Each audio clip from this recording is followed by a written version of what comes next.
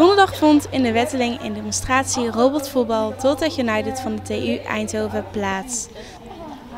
Zo'n 550 leerlingen van het Rijnmond College en groep 8 van basisschool Sint-Oda uit IJsselstein maakten zo kennis met deze speelse vorm van robotica. We hebben inderdaad samen met Evelien Arts van basisschool Sint-Oda een mooie kans gehad om Tech United eigenlijk onze kant op te halen. En om de leerlingen op die manier nog wat extra te enthousiasmeren voor een stukje techniek binnen het onderwijs. Ik bedoel, het zijn brugklasleerlingen, dus ze hebben nog wel een weg te gaan om straks een goede keuze te maken. In welke richting ze willen gaan uitstromen qua vervolgopleiding. En ik denk dat het goed is om techniek daarin van vroeg af aan mee te nemen. Om ze daar ook in ieder geval voldoende kennis in bij te brengen. Ons doel met demonstraties is om robotica en techniek te promoten. Dus we gaan gewoon, middelbare scholen, basisscholen gaan we af om techniek te promoten, want het is natuurlijk een superbelangrijk veld in de toekomst en nu ook al.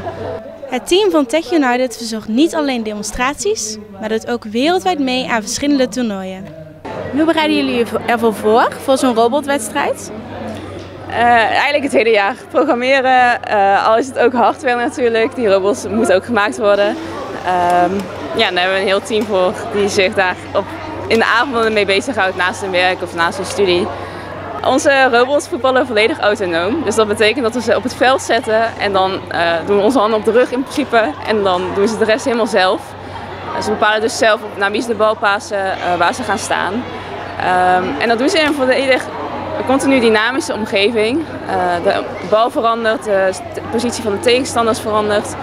En daarmee kunnen we eigenlijk die techniek ook toepassen in bijvoorbeeld een zorgrobot of een logistieke robot die moet samenwerken met mensen.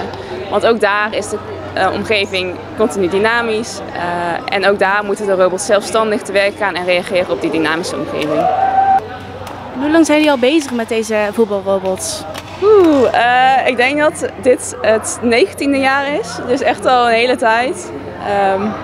Ieder jaar proberen we het door te ontwikkelen en na ieder toernooi moeten we ook de kennis delen met andere teams, waardoor we eigenlijk proberen robotica zo snel mogelijk te ontwikkelen. Het team bereidt zich momenteel ook voor op het volgende toernooi. Over een maandje ongeveer hebben we het wereldkampioenschap in Bordeaux deze keer. Dus het wordt wel spannend, want we zijn inmiddels al een paar jaar wereldkampioen. Maar dan is de druk natuurlijk heel hoog om weer wereldkampioen te worden. Dus we kijken daar wel heel erg naar uit. En altijd leuk om te zien hoe ver andere teams zijn gekomen. Uiteindelijk is er nog één grote ambitie.